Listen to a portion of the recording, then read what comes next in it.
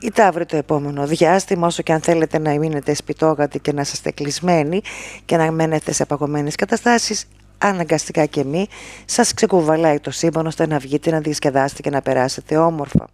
Θα συναντηθείτε με φίλους, ανθρώπους αγαπημένους από το παρελθόν, κάποιοι μάλιστα από εσάς πιθανότατα να έχετε και μια ερωτική επανασύνδεση με μεγάλη επιτυχία κιόλας.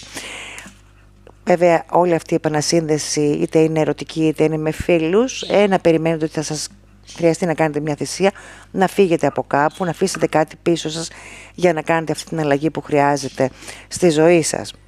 Είναι μια περίοδος όπου θα πρέπει να κάνετε κάτι για τα συναισθηματικά σας. Καλείστε πλέον να δείτε τι θέλετε και τι δεν θέλετε.